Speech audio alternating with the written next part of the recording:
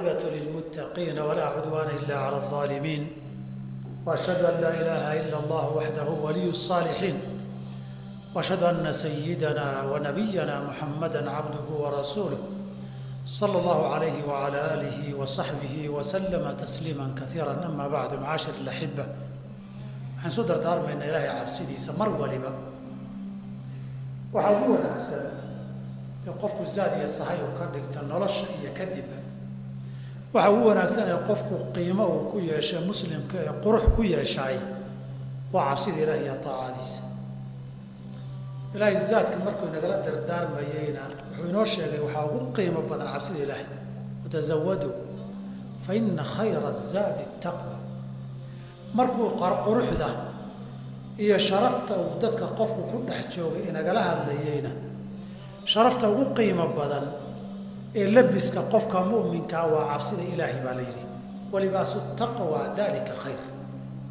sadarteed qofka mu'minka ee qiimihiisu maaha dharka uu qabo, maaha gaadiidka uu saaran yahay, maaha guriga uu ku nool yahay, maaha ganacsiga uu haysto, mana aha xukun iyo darajo iyo xil uu haya maaha. qofka mu'minka qiimihiisu waa intuu ilaahay ka cabsado amarka ilaahayna u hoggaansamo. dadka wanaagsan ee mu'miniinta qiimuhu ku dhex leeyahayna waa intay khayr iyo taaca ilaahay alla ka cabsi iyo toosnaan ku yaqaanaan. intaasuu qofku ugu qiimo badan yahay. qofka ilaahay dadka wanaagsan uu jeclaysiiyana ee ilaahay u aqbalee kadibna dhulka qabuulka in la jeclaado u soo dejiyana waa qofka ilaahay ka cabsada. qofkii doonaya inta wanaagsan inay jeclaatana dadka jacayl lagama baryo, laakiin rabbi baa la weydiistaa subxaanahu wa tacaala. rabbi baa qofku jeclaada addoommadiisa wanaagsan jeclaysiiya. jacaylku ilaahay uu ku jeclaayana waxaa asaas u ah ilahay inaad ka baqdo, wixii uu kaa reeba aad iska ilaaliso, wixii uu kuu diray ku farayna aad ilaaliso. taasaynu isu dardaarmaynaa haddaan gurigeenna joogno, haddaan ganacsiga joogno, haddaan masaajid iyo suuq joogno. intaba hadday tahay erey aan ku hadlayno, hadday tahay fal aan samaynayno, hadday tahay waxaan qasad iyo niyadda gelinayno, intaba inaan ilaah uga cabsano sharcigiisana ku miisaano. nabigeena calayhi salaatu wasalaam wuxuu inoo dardaarmay inaan cibaadada dadejinno, ku dadaallo soonka, salaada, sadaqada, khayrka aan badinno. inta aan nabadda nahay,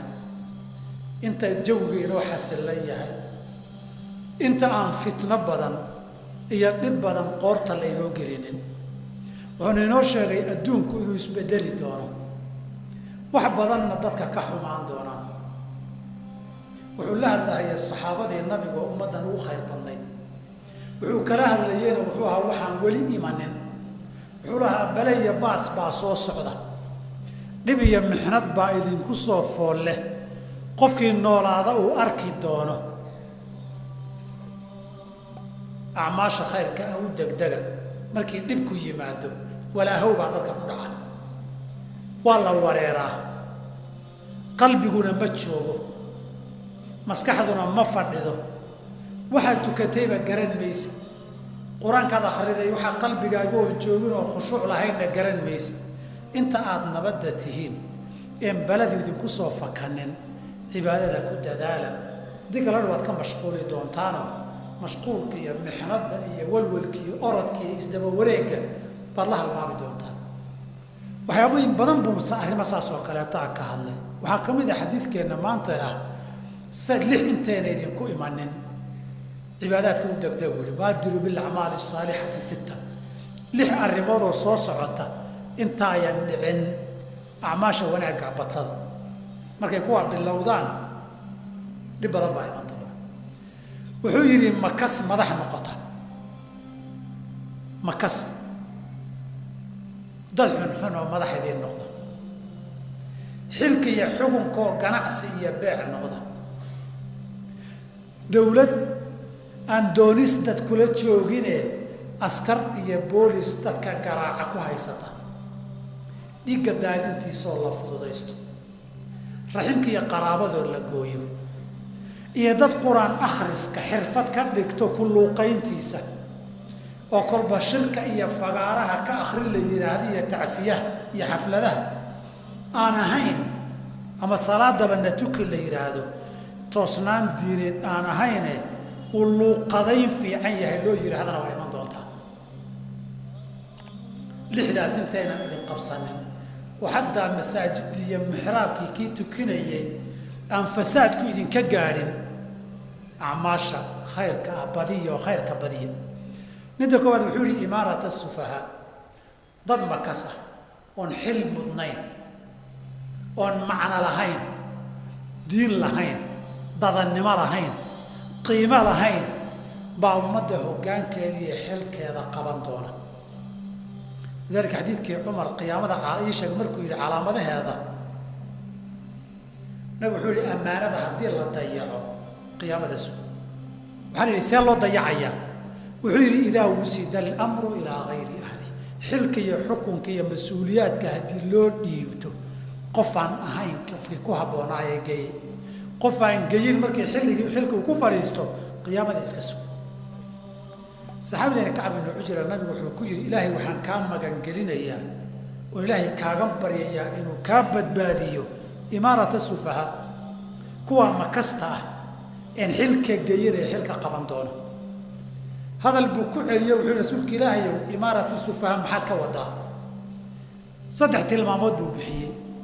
wuxuu yidhi waa madax aniga gadaashay iman doonto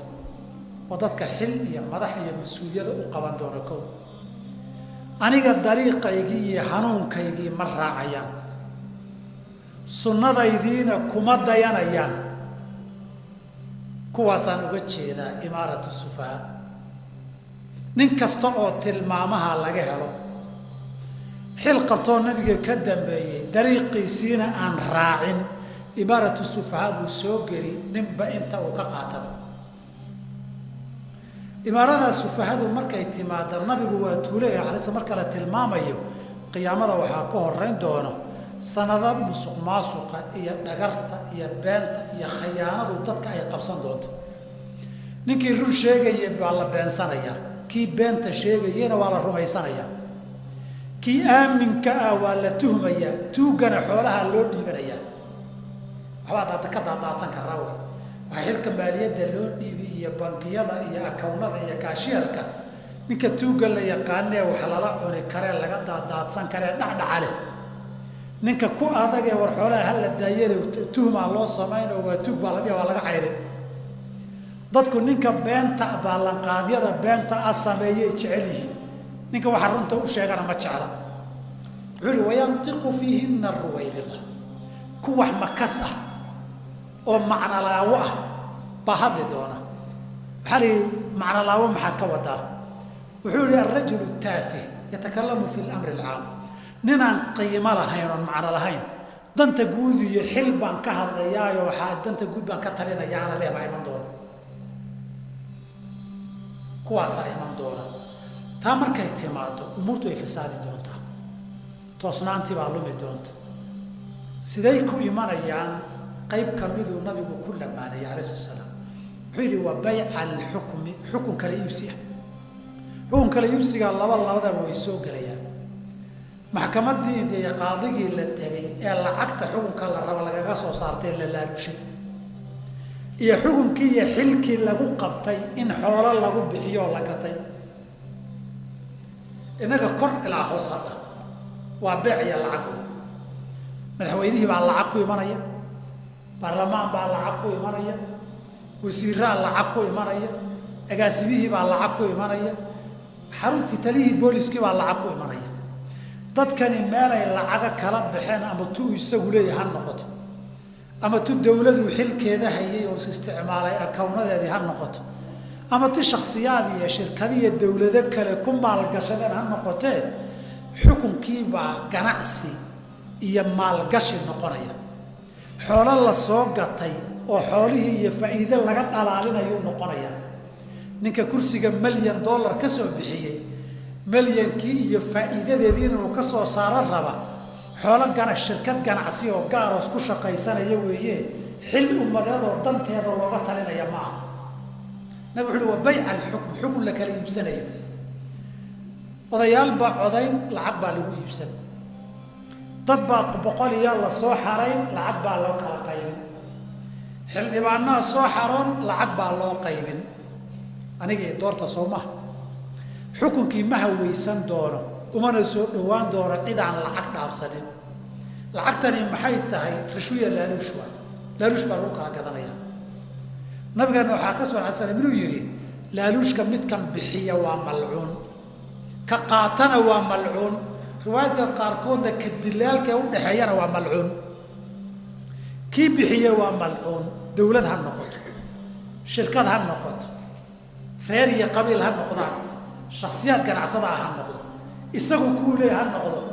tuu soo dhacay oo hanti dawladeed oo san lahayn ha noqoto isagu waa malcuun kaasiyay waa lacagta u keenay ee fayda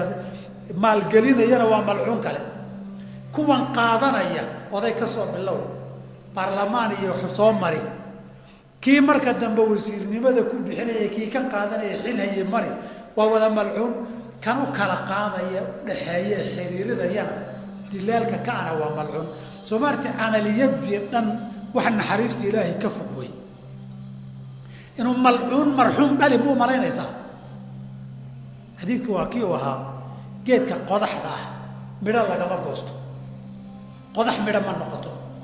dad geed qodaxa soo goosato liqdo midho dhuunta maro macaan noqon mayso wax lacnad ku yimidi wax nacfila noqon maayaan taasuu nabigu ka digay calayhi salaatu wasalaam wa bay'a al-hukmi ala Allah ar-rashi wal murtashi wal ra'ish raishku waa ka qofka u dhaxeeya xiriiriyaha dilaalka ka lacnadu kala dilaala basha lacnada ribada soo lama dhihin ka ribada qaatay iyo ka bixiyay iyo ka u kala qoray iyo ka marxaatigaaba war lacnadu ku wada dhacday tan laaluushka ka bixiyay iyo ka qaatay iyo ka dilaalka ka xiriiriyaba wada malcuun way amaliyad ku soo bilaabatay xiriir odayaasha ilaa xilkii tan iyo wasiiriga agaasimo qabashadiisa laaluush wada martay oo lacnad iyo naxariis Ilaahay laga fogaanaya saa ugu maleegan tahay gooray mina macaan dhali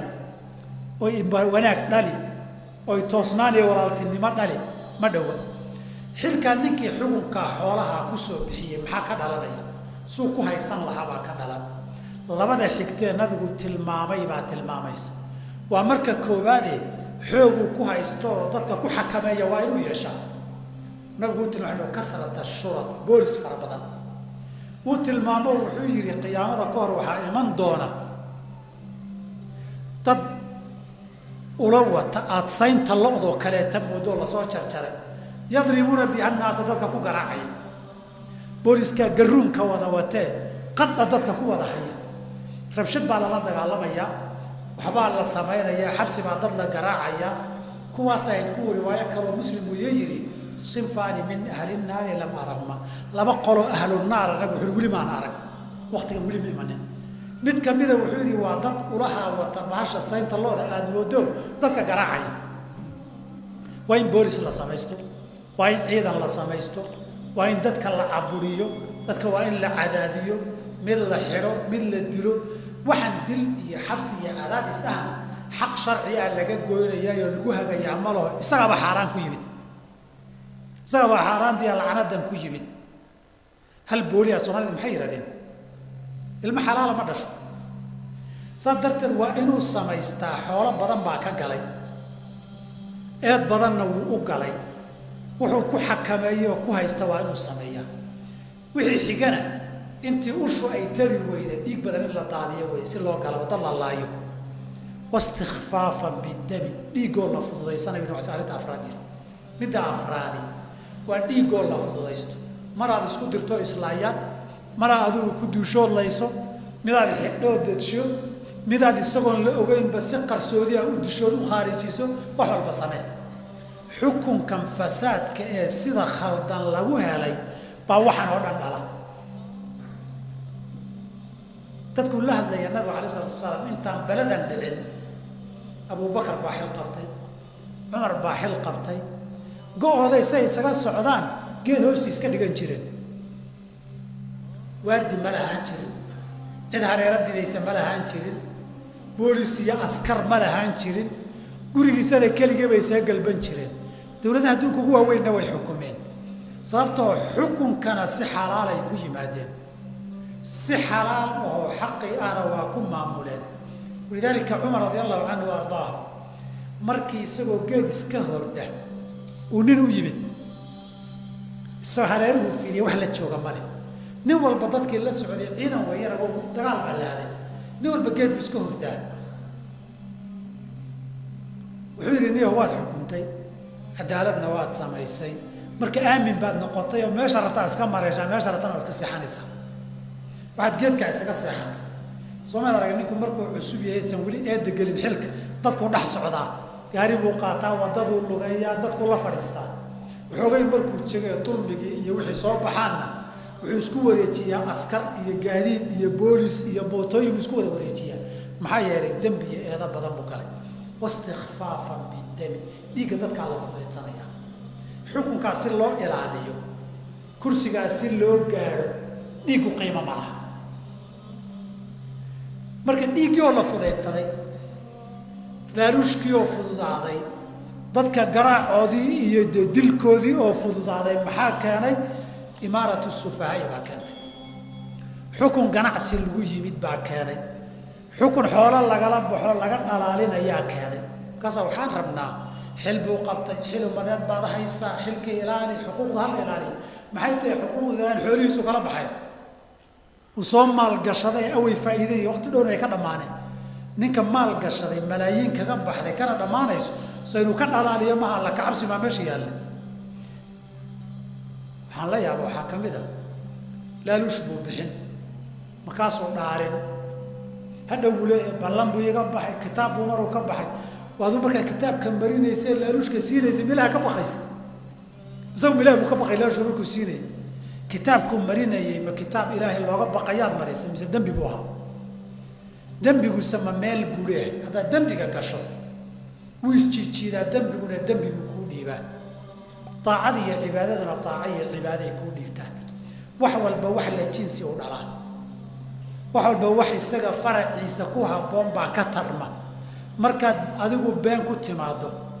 laaluush xaaraanana bixisiya lacnad dhaar beenana aad dhaarayso markuu dhaaranayo xaaraan laaluushaad siinaysa isna gacanta ku haya adna waxaad rabtaa ilaahay inuu kaga cabsada kitaab uu ku dhaarto ilaaliyo tanaad ku dhaarinaysa siinaysa ilaahay kama ada baqin goormay tani ilaahay ka cabsi dhali saas darteed waa inaad ogaato xumaha iyo qallooc xuma iyo qallooc u dhalaya waxayna haystaan nabigu wuxuu leeyahay xasuusta inta waxa markay yimaadaan maxaa dhacaya dadku way wareerayaan maskaxdooda oo dhan baa maqnaanaysa maanta oo dhan gudaha banaan waxaa laga sheekaynayaa kana dhacay baladana dhacday kana dhacay meeshana bala ka dhacday kana isku banaankii markaad joogto tasbiix iyo dhikri xasuusan maysid masaajka markaad soo gasho Soomaa salaada markaad gasho tiiba madaxaaga ku wareegaysa khushuucii male salaada sub markaad salaada inaad gashay baad ogaan Allahu akbar la yiri assalaamu alaykum baad ku baraarugi haddaad fiiriso maxaad ku maqnayd waxaad soo dhageysatay wixii hadda la lahaa wax social media ku jiray wax idaacad sheegtay wax television laga warramay waxaad website ka akhriday intii ajaladii banaanka haydoo wareegaysa cibaada la'aan baa ku dhacay dadkii ikhlaas la'aan baa ku dhacay khushuuc la'aan baa ku dhacay intaydan heer ka gaarin cibaadada badiyo khayrka badiyo salaada badiyo oo waqtiga hadday idinka kala gaabato cibaadadii dadaalkii hore u baxsada khayrka hore sameeyeen kaydka idin ha u baxsada sidaas nabigu baadiru bil a'maali sittan hadidka inta dambe insha Allah ta'ala labada qaybood ee dambe khudbada dambe aan ku dhameystirayna ilaahay subhanahu wa ta'ala waxaan weydiisanaynaa inuu inaga xaqayna u sugo xilkeena iyo hogaankeenana dad wanaagsan oo ahal u hogeeyo inuu dhiibo oo ilaahay inooga cabsada waajibkoodana ilaahay uga cabsada inagana dariiqaasaan garab ugu noqon lahayn Allah ina garansiyo اللهم إنا نسألك الهدى والتقى والعفاف والغنى اللهم ألهمنا رشدنا واعذنا من شرور أنفسنا اللهم آت نفوسنا تقواها اللهم زكيها أنت خير من زكاها أنت وليها ومولاها اللهم إنا نسألك رضاك والجنة ونعوذ بك اللهم من سخطك ومن النار ربنا آتنا في الدنيا حسنة وفي الآخرة حسنة وقنا